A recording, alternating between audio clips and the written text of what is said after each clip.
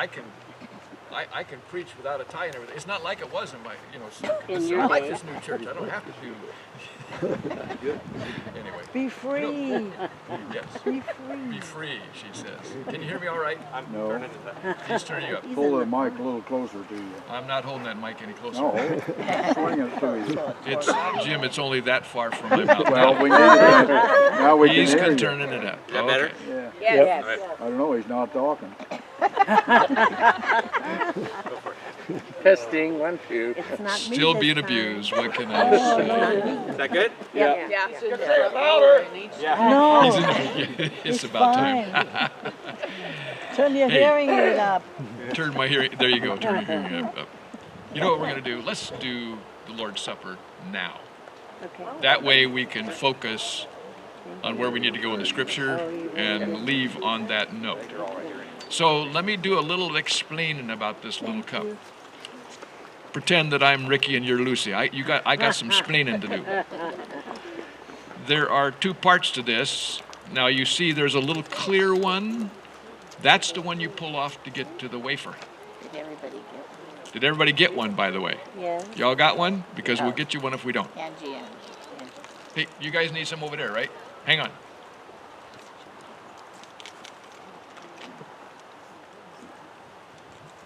There are some tiny, tiny little things there.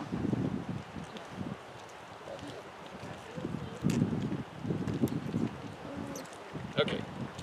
So you pull the clear one, not the little white one at the bottom that has a little Not the breakable foil. tab. Pull the clear one, and there's a wafer. Don't eat it yet. It flies away. Be careful. Okay. Think of it this way. Our Lord Jesus went to the cross for you and me. Nobody ever received the kind of punishment he did. He who was innocent died in our place for the penalty of our sin. And as he was in the upper room with his disciples, he said, "This is my body which is broken for you." Yes, it's a wafer, but it's the symbolism. This is my body which is broken for you. This do in remembrance of me. Let's do that.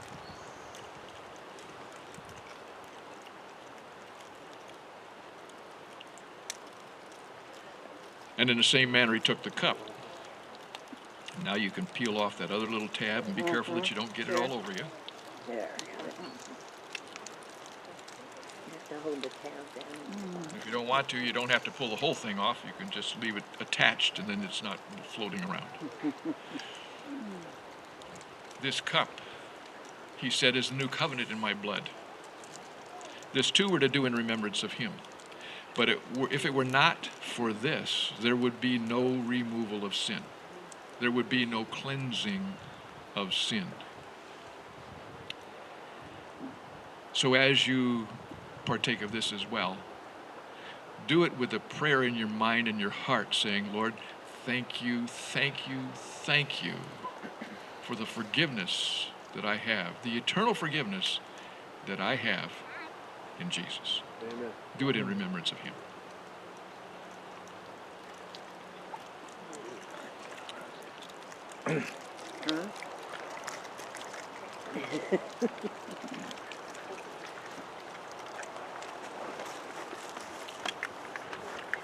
So if you were looking at the website,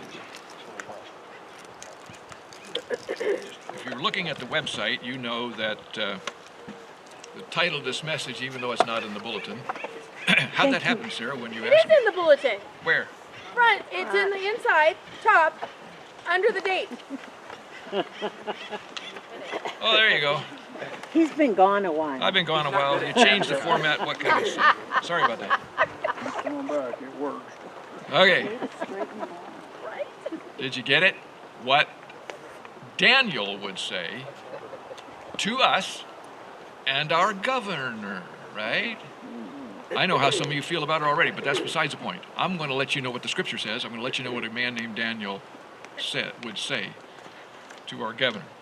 Anyway, I'm sure that you heard last month that Governor Newsom of California issued a mandate that said no singing or chanting in religious services. You guys know that? Now, some of you may not have heard that, but it's true. I looked it up and had several different resources that said that that's exactly what he did. And my knee-jerk reaction was, if our governor follows his playbook, I will gladly tell her what I think. No one is going to tell me that I can't worship the Lord without singing to him. Amen. Well, I'm not done yet. I was thinking of the knee jerk. Oh, yeah. Well, since then, I've had a slight change of heart. More accurately, after reading the book of Daniel again, I had a change of attitude. And that's what I want us to talk about today. Attitude. Folks, I will freely admit that I am a redneck Southern Oregonan who wants nothing to do with the politics of most of the people living north of the Douglas-Lane County line. But I am first and foremost accountable to my Lord for my attitude. And you know what? So are you. And as your longtime now retired pastor, I can quite accurately say that I know you, each and every one of you, pretty much, because we've spent a lot of time together talking face to face in the hospital, in your homes, over the phone, at the post office, in the store, wherever. I know you. I know your attitudes. And you know mine, don't you? Sure. That being said, I want you to know that I have not changed my mind about worship. I'm still going to worship the Lord, even if our governor follows California's lead. And if I'm in that building with fellow believers, or any other church building with fellow believers, you know what I'm going to do? I'm going to sing with a mask on. Folks, remember when smokers complained about their rights when they couldn't smoke on planes or in restaurants? And how about seatbelts? I remember people being flat out angry over being forced to wear one. They would say, "It's my life. It's my right to wear or not wear one." But we've more than proven that seatbelts save lives. And we got used to the idea of buckling up, didn't we? Do I like wearing a mask? No. But my attitude will be different when I do. So turn with me to the book of Daniel, and I'm going to show you why my attitude has been changed. By the way, this sermon is not about face masks. Don't any one of you go home saying, "Oh, Pastor Mike preached about face masks." No, I did not, and will not. So turn to the book of Daniel. It's right after Ezekiel, if you see that. And while you're getting there, I'm going to fill you in on a couple of details about Daniel and what's pertinent as far as where we're going this morning. The young man Daniel would be what today's educators would call talented and gifted. He was intelligent, he was wise, he was shrewd, he was humble. He was a man of frequent intense prayer. He was a servant of God, and just like his three close friends, Daniel was a man of deep faith. But the four of them, listen to this, the four of them were captives. All right? So, Daniel chapter 1. First 7 verses of Daniel chapter 1. In the 3rd year of the reign of Jehoiakim, king of Judah, Nebuchadnezzar, king of Babylon, came to Jerusalem and besieged it. And the Lord gave Jehoiakim, king of Judah, into his hand, along with some of the vessels of the house of God. And he brought them to the land of Shinar, to the house of his God, and he brought the vessels into the treasury of his God.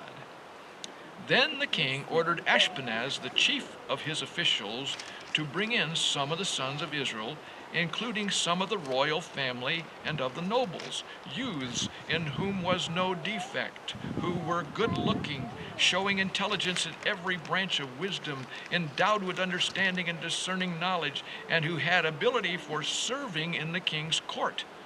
And he ordered him to teach them the literature and language of the Chaldeans. And the king appointed for them a daily ration from the king's choice food and from the wine which he drank, and appointed that they should be educated 3 years, and at the end of which they were to enter the king's personal service. Now among them, from the sons of Judah, were Daniel, Hananiah, Mishael, and Azariah. Then the commander of the officials assigned new names to them, and to Daniel he assigned the name Belteshazzar, to Hananiah, Shadrach, to Mishael, Meshach, and Azariah, Abednego. Are you all hearing me still? Okay? Yeah. All right. Prior to what you're reading here, God sent several of his prophets to warn Israel about the consequences of their continual disobedience. Now, please hear what I just said. The prophets did not simply say, "Don't do that, don't do that." They spoke for God, saying, "Israel, until now I have delivered you from every one of your enemies. But if you don't turn from your disobedient ways, I will deliver you. I will deliver you into the hands of your enemies." And that's what you just read in these first 7 verses. They are captives. Y'all know where Babylon is? Tell me where Babylon is. Where's Babylon? Iraq. You also read that Nebuchadnezzar, the Chaldean Babylonian king who conquered Israel, conscripted Daniel and his 3 friends to serve in the king's court, which I find amazing. Think about it. After World War II, would the United States have picked a German or Japanese general to serve on the president's cabinet? I don't think so. But Nebuchadnezzar did. And further reading into the book of Daniel reveals that it paid rich dividends for Babylon and for Daniel, Shadrach, Meshach, and Abednego. But there's a lot more about these guys.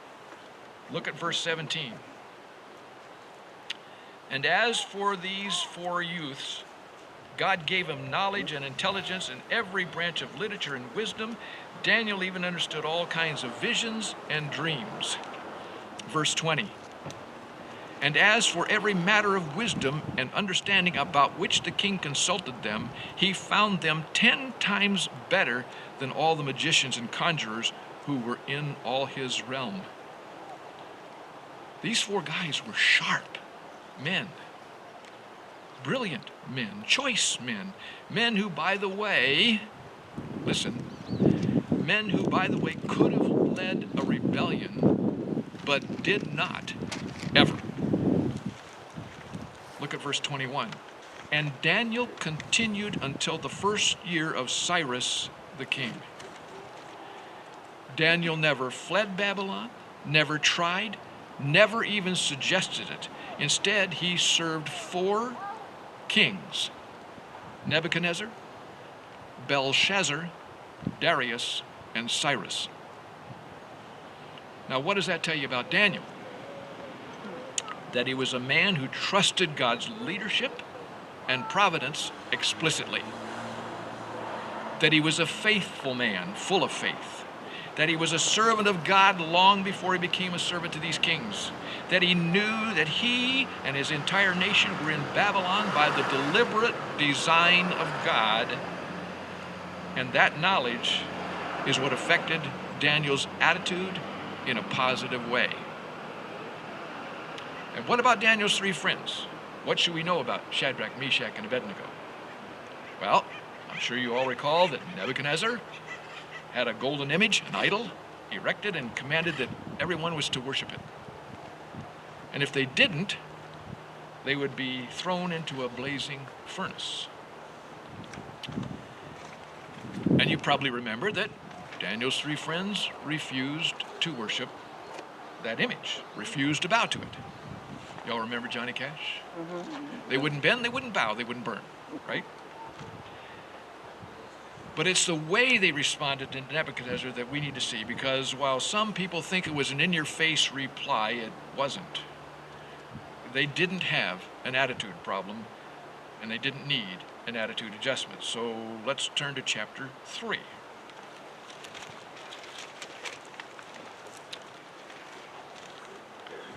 verses 14 and 15. Remember, they're not bound. Then Nebuchadnezzar, of course, he finds out about it. Nebuchadnezzar, in rage and anger, gave orders to bring Shadrach, Meshach, and Abednego. Then these men were brought before the king. Nebuchadnezzar responded and said to them, "Is it true, Shadrach, Meshach, and Abednego, that you do not serve my gods or worship the golden image that I've set up?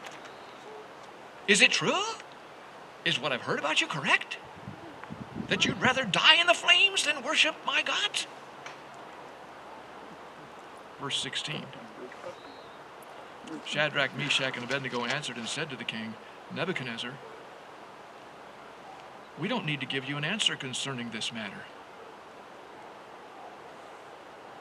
Nebuchadnezzar, you knew the answer to that question the day you removed us from Israel. You knew it when the three of us prayed with Daniel about the interpretation of your first scary dream. That was back in chapter 1. And we provided it for you. At that time, you even said, 'Our God is a God of gods and a Lord of kings and a revealer of mysteries.' So how could we possibly deny the God of heaven?" Verse 17. Just the first couple of words. If it be so. If it be so. In other words, if what we just told you doesn't matter anymore, then you need to know how precious our faith in God is. Our God whom we serve is able to deliver us from the furnace of blazing fire, and he will deliver us from your hand, O king. But even if he does not, let it be known to you, O king, that we are not going to serve your gods or worship the golden image that you set up. How can we abandon our God who's been with us our entire lives? A God who destroyed all the false gods of Egypt. A God who parted the Red Sea and drowned the armies of Pharaoh. A God who miraculously provided food and water in the middle of the Sinai desert. A God who conquered every one of our nation's enemies until now. Nebuchadnezzar, we can't bow to your idol. Again, there's no attitude problem in these four godly men who were captives in a foreign nation. And as we'll soon see, they were always respectful and polite to these foreign kings who ruled them. Folks, Daniel, Hananiah, Mishael, and Azariah viewed their captivity as an opportunity to display their faith and their God in a godless, idol-worshiping society. Now listen carefully. You and I do not live in a society like that. We may be getting closer all the time, but we're not there yet. And even if we were, should our attitudes as people who call ourselves Christian be any different than Daniel and his three friends? I think not. So let's go down this road a little further. Chapter 2, verses 17 through 18.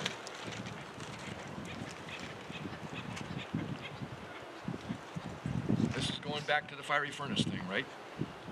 They've been told they're supposed to bow to this image, and they're going, we need to have a little powwow, boys. So verse 17, Daniel went to his house and informed his friends Hananiah, Mishael, and Azariah about this matter, in order that they might request compassion from God, the God of heaven, concerning the mystery, so that Daniel and his friends might not be destroyed with the rest of the wise men of Babylon. I'm sorry, this has nothing to do with the fiery furnace. This is all about the dream that Nebuchadnezzar had that scared the bejeebers out of Nebuchadnezzar. And if you remember, Nebuchadnezzar asked all of his wise men to interpret the dream without knowing what the dream was. These guys said to the king, there is no man on earth who's going to be able to interpret a dream that you don't tell us the dream. Neb, you got to tell us the dream first, and then we'll interpret it for you. And he's going, I don't buy it. If you guys are who you say you are, you ought to be able to tell me what the dream was. If you're really supernaturally infected, whatever, you guys ought to be able to tell me the dream and tell me the interpretation. He said, nobody can do it. Well, they're all going to be killed. All these guys, including Daniel and his 3 friends, Nebuchadnezzar says, if you got basically 24 hours to figure this out, and if not, you're all going to be executed. I don't know how many people that would be, but it's a bunch. You're all going to be executed if you don't come up with it. So Daniel and his friends prayed. They're seeking compassion from God concerning that mystery, so that Daniel and his friends might not be destroyed with the rest of the wise men of Babylon. Verse 24. Therefore Daniel went to Arioch, whom the king had appointed to destroy the wise men of Babylon. Get it? This is the executioner. The man, Arioch, is the executioner. And he goes to him and spoke as follows. Do not destroy the wise men of Babylon. Take me into the king's presence, and I will declare the interpretation to the king. These 4 men requested compassion from God, not just to spare their own lives, but even the lives of the Babylonian wise men. And God granted their request. Folks, these 4 men were not in it for themselves. Special guys. Chapter 4.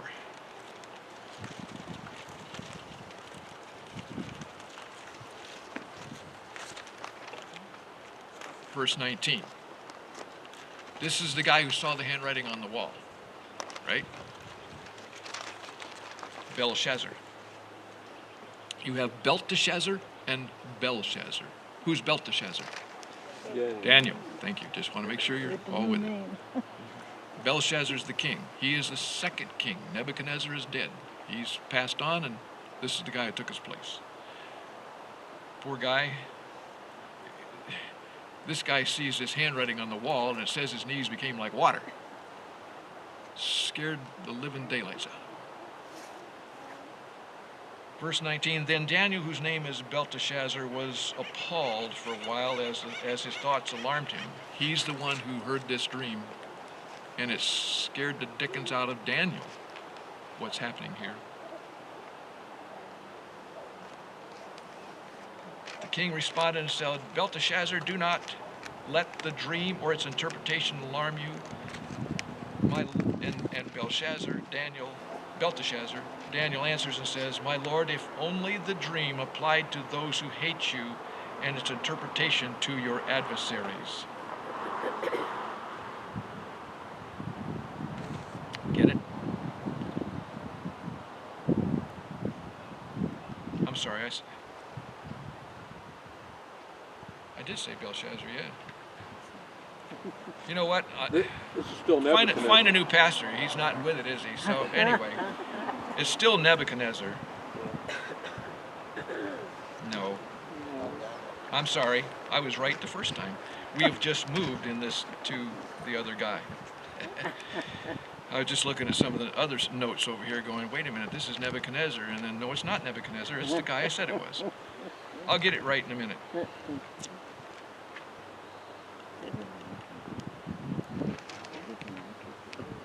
He didn't say to this guy, you know, it's about time you got yours. He didn't say that. He applied it to the king's enemies. Again, Daniel was polite. He was respectful. He even feared for this man's life. Now, why would he fear for this man's life? Don't know. You know what? Every time I know of someone dying of cancer that I know personally, if it's a guy, I tell the wife, don't let him get so medicated that I can't talk to him. Don't let him check out of this life until we've had a heart-to-heart. I'm thinking that Daniel's thinking the same kind of thing. He's concerned about this man's salvation, where he's going to spend eternity. Of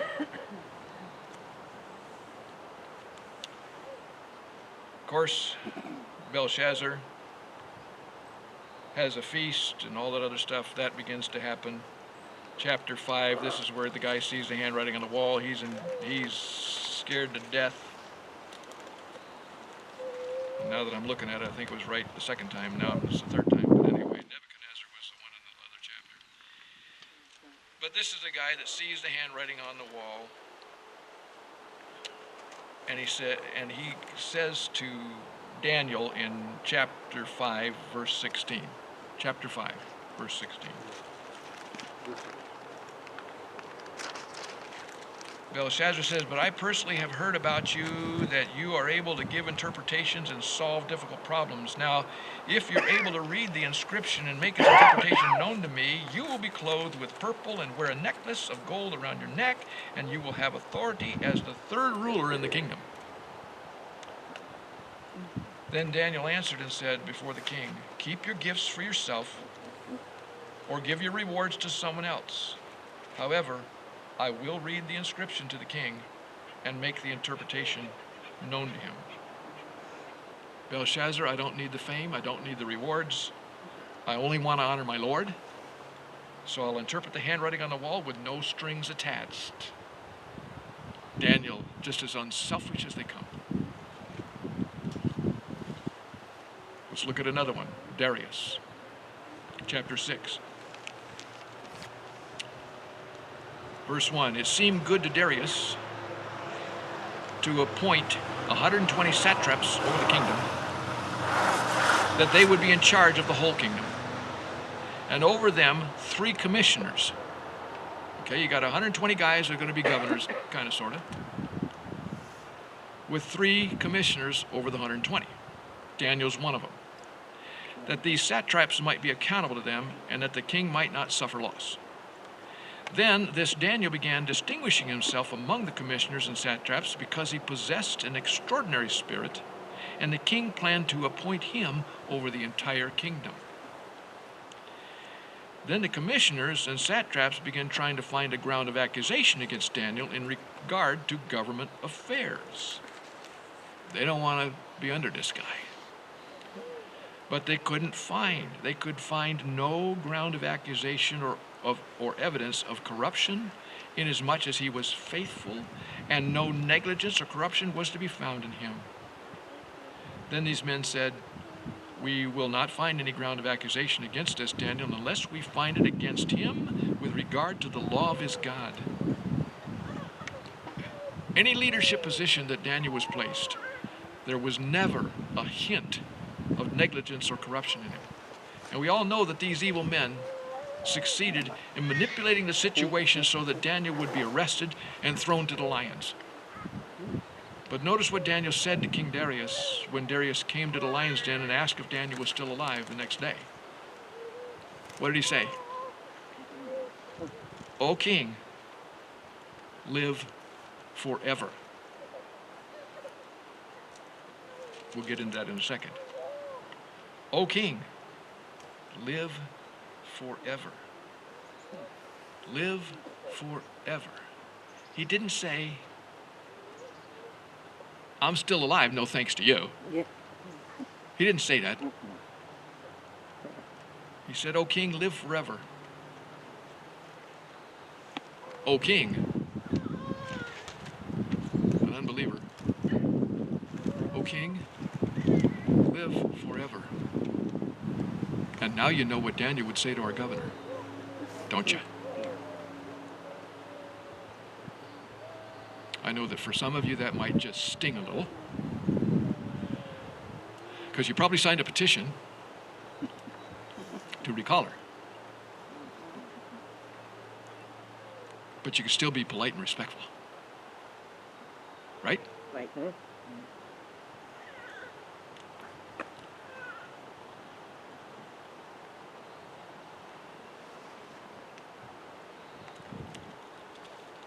By the way, that "O king, live forever," that was verse 21 of chapter 6. Notice the result of all this for Daniel. Chapter 6, verse 28. So this Daniel enjoyed success in the reign of Darius and in the reign of Cyrus the Persian. He had success with Nebuchadnezzar, Belshazzar, Darius, and Cyrus. Here's another thing I'd like you to see about Daniel, chapter 9.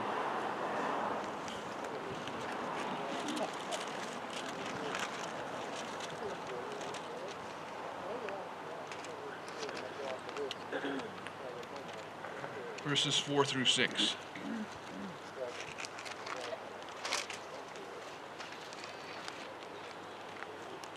He has given attention to the Lord in verse 3 to seek God by prayer, supplication, fasting, sackcloth, ashes, all that.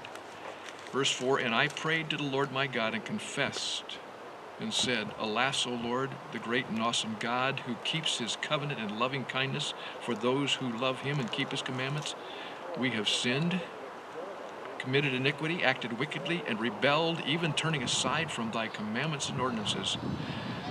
Moreover, we have not listened to the servants, the prophets, who spoke in your name to our kings, our princes, our fathers, and all the people of the land. We didn't listen. We had the warning and we didn't listen. We've sinned. We blew it. Get this. I hope you saw it.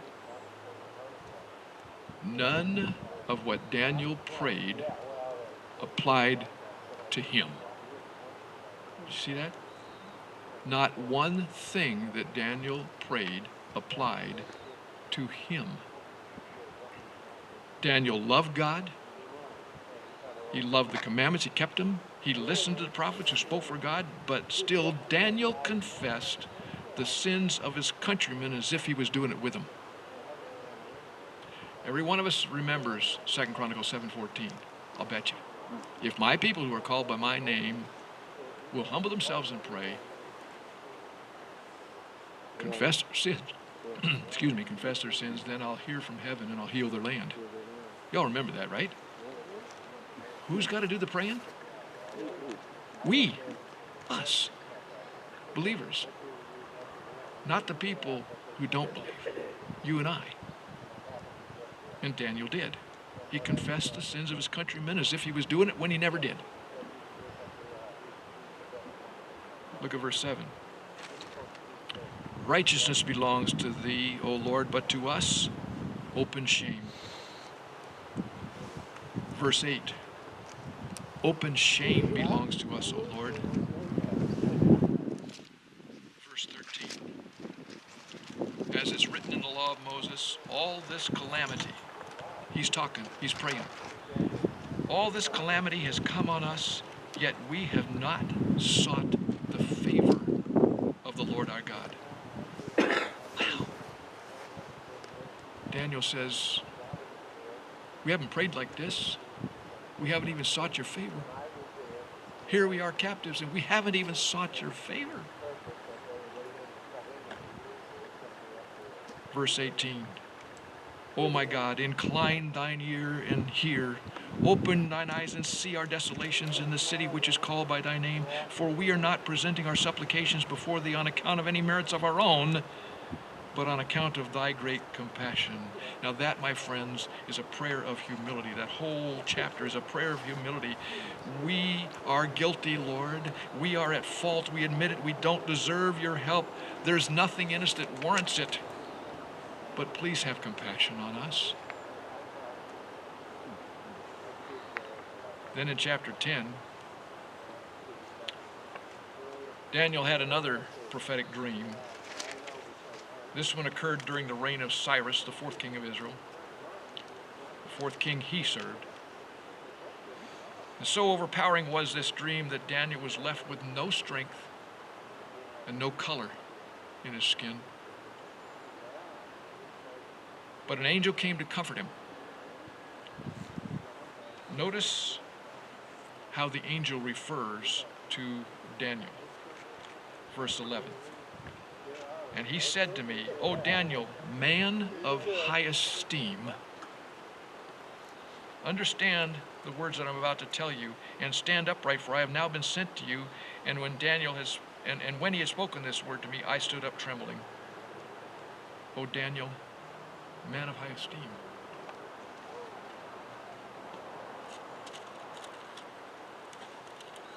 verses 18 and 19. And this one with human appearance touched me again and strengthened me, and he said, O man of high esteem, do not be afraid. Peace be with you. Take courage and be courageous. God's own messenger echoed the opinion of God. Daniel, you are a man highly esteemed in the eyes of heaven. Wouldn't you like God to say that about you? Huh? So let me summarize all this, and let's make a few very big points out of this. Again, remember that Daniel and his 3 friends were captives in a foreign, godless nation. You and I are not. Yet they served during the kingships of 4 different leaders. But folks, they never complained about their situation to the king, his friends, their own friends, or to the Lord. I repeat, they never complained to anyone about their situation. So let me remind you of something I've told you several times over the years. You and I are not entitled by God to life, liberty, and the pursuit of happiness. And if that makes your skin crawl a little, I'm going to say it again. You and I are not entitled by God to life, liberty, and the pursuit of happiness. Yes, the Declaration of Independence says that. But it's not in the Bible. It never has been in the Bible. It never will be in the Bible. In fact, there's not even the slightest hint of it in the Bible. And if you think I'm wrong, you have missed the lives of Job, Joseph, David, Paul and Barnabas, and most importantly, the life of Christ, who before he was beaten and crucified in our place for the penalty of our sins said, in this world you will have tribulation. Didn't he say that? Mm-hmm. So be polite and respectful toward leaders you don't agree with. Set a good and godly example for them and for your fellow Oregonians. Don't gripe about your government. Instead, pray for it. Folks, etch in your minds what I'm going to next tell you. Burn it on the mental hard drive and turn back to chapter 3.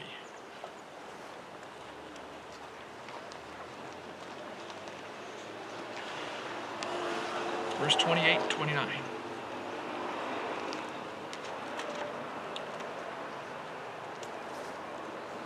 This is right after the fiery furnace, right? Nebuchadnezzar's seen these guys walking around the fire. He called them out of the fire. There's not even a smell of smoke on them. They haven't been burned. They haven't been singed. Nothing. Their clothes are just fine. No smell of smoke.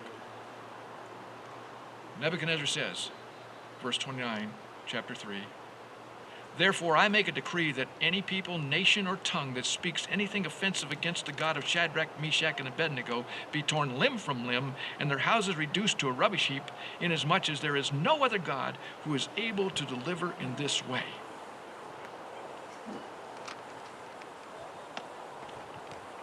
Three men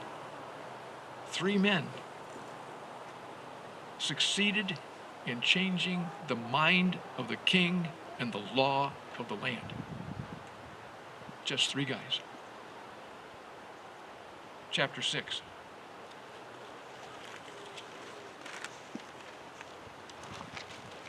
Verse 26 and 27.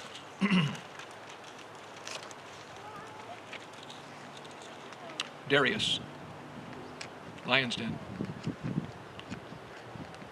Daniel's alive and well. God bless you. Darius realizes that his people, his counselors, manipulated the situation, set a trap for Daniel and all that good stuff. Daniel's alive, and Darius says, I make a decree that in all the dominion of my kingdom, men are to fear and tremble before the God of Daniel. For he is the living God and enduring forever, and his kingdom is one which will not be destroyed, and his dominion will be forever. He delivers and rescues and performs signs and wonders in heaven and earth, who has also delivered Daniel from the power of the lions. One man succeeded in changing the mind of the king and the law of the land. One man.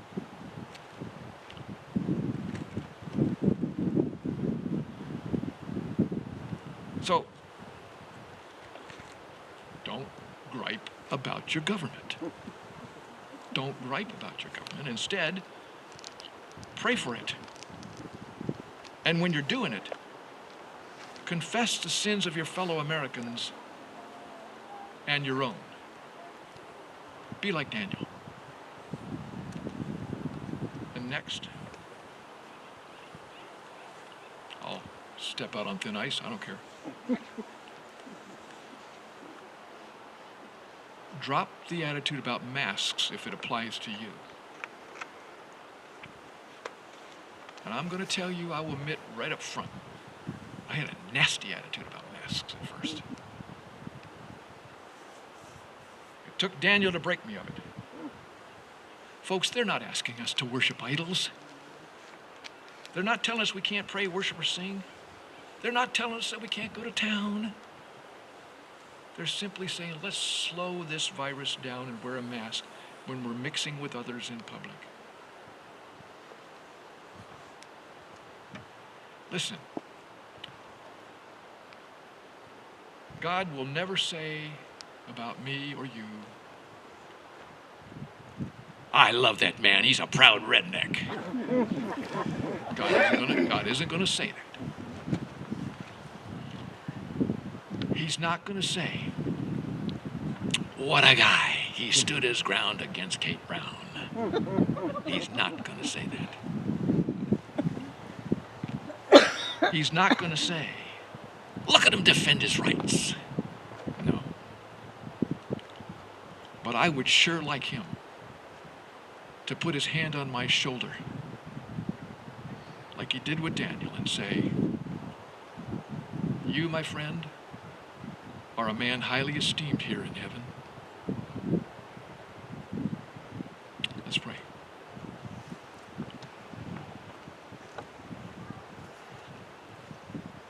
Dear God,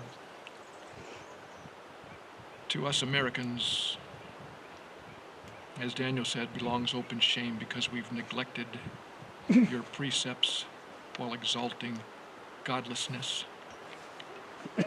We've called good evil, we've called evil good. We've turned our liberties into license, I know that. We've taken your grace and our freedom for granted. I personally believe that we have become enslaved to selfish desires more than a desire for righteousness. So God, forgive us. We don't deserve it. We don't deserve your compassion. And yet I pray, God, please humble us. Turn us around to follow you. And for us here today, help us to set a godly, polite, respectful attitude. Because maybe in so doing we'll be like Daniel, Shadrach, Meshach, and Abednego, and see the heart of the king, the heart of the governor, the heart of our senators, congressmen, changed, and the laws of our land changed. Walk with us through this day, through this week, through these months ahead, through these times that we are in, and cause us to walk closely with you, I ask in our Savior's name. Amen. Amen. Well, God bless. Yeah. Spend some time together as you leave. Get Sunday to know school. each other a little better. Oh, there's Sunday Sunday school. school. For those of you who are sticking around, Sunday school. Thank you for your service Oh, for my us service? today. Yes. Oh, okay. Well, I am kind of a veteran. Well, thank you for the service today. And church will be at 9:30 again next week, Good. okay? In the sun. Probably over here. Bring a blanket, Jackie. I will. Good idea. We could do like no.